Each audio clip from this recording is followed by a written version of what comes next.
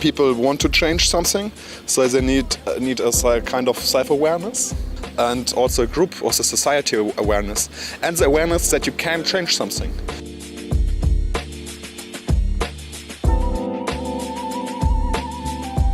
Philosophy should open more to the people and should also take more importance in daily life, in work, and so on.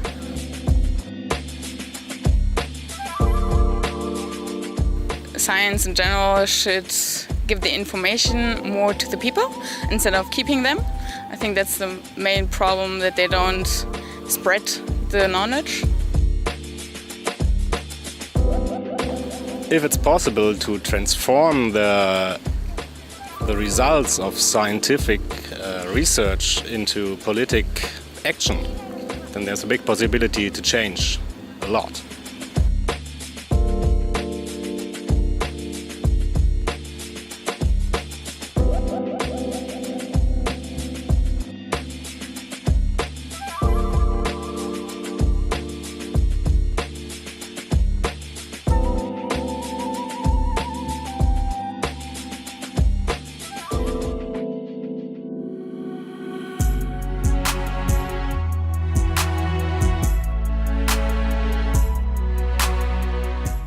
Enhancing Life project is deeply political.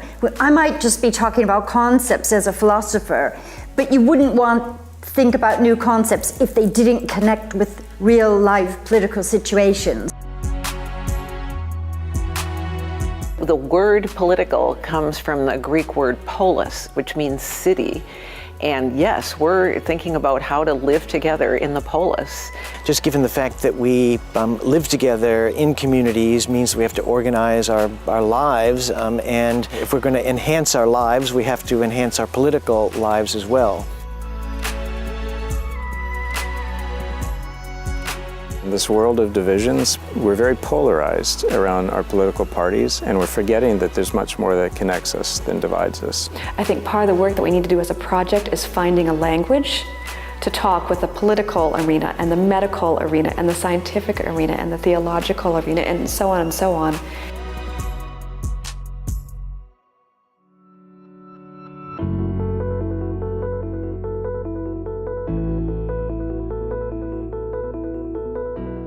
People outside of the academy want to know what scholars are doing in order to confront these major issues. So we're constantly having to think about how we can apply it to the general public, and if we don't, we're doing a disservice.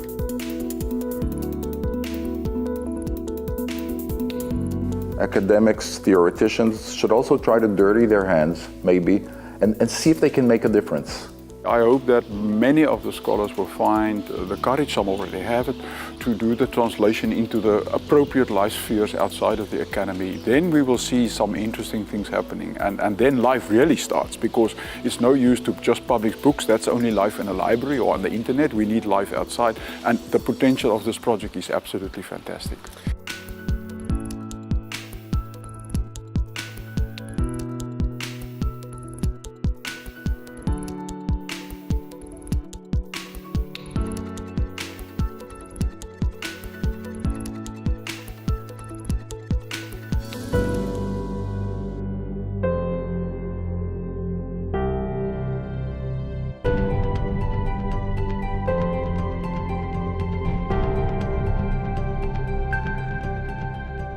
You have certain problems in real life, and then you take a look at who is working on these problems. Human sciences have a perspective, natural scientists have a perspective, theologians have a perspective, and then it gets intriguing and interesting.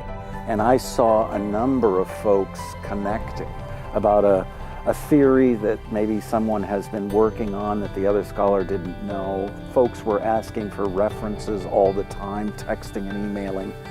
And we saw it here in Berlin at Liebenberg Castle, that there was really something going on. Someone said last year, keep the fire alive. Luckily, we did not have to keep it actively. It was really burning.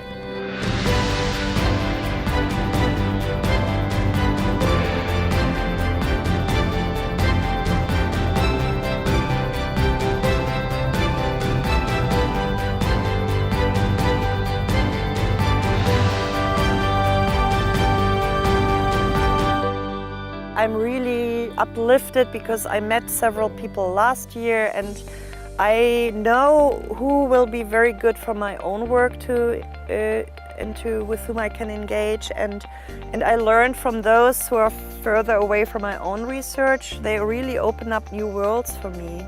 This middle seminar, we knew going in it would be this moment of anxiety and creativity at the same time, and that was the case. There was a lot of energy and goodwill, but also a lot of, well, are we sure we know what we're doing and where we're going, both as a group and individually?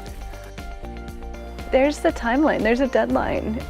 You know, we're halfway through, and we all have specific outcomes that we're trying to meet. And so, you know, this is sort of the check-in and the checkpoint about, all right, what have you done and what do you still have yet to do? And so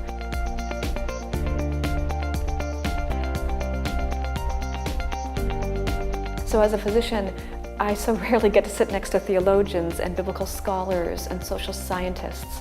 And it was such a privilege to listen to them and a struggle to understand them and to take that into my own work, because I want to really derive from the wealth of the knowledge and experience from that group to bring a unique aspect to my work. So the conference reminded me how much knowledge is out there that applies to the recent debates, and we should really go and, as journalists, approach the academia and encourage them to bring in their knowledge.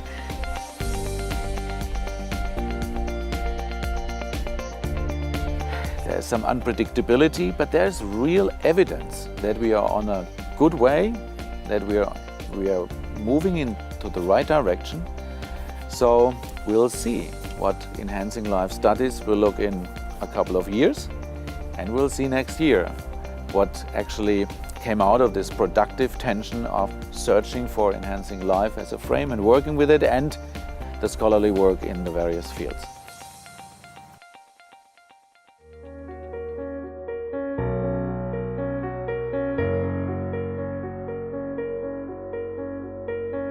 What does it mean to build a great nation? Should the government decide on how much privacy is good for us?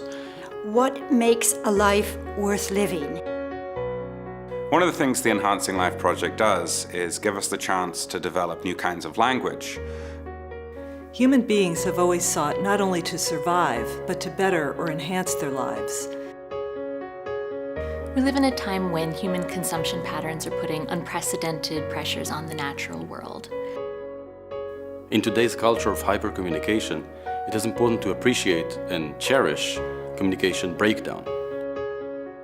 We need to know how new futures are made, including those of the past.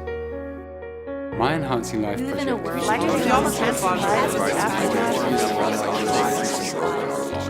So what should we do next?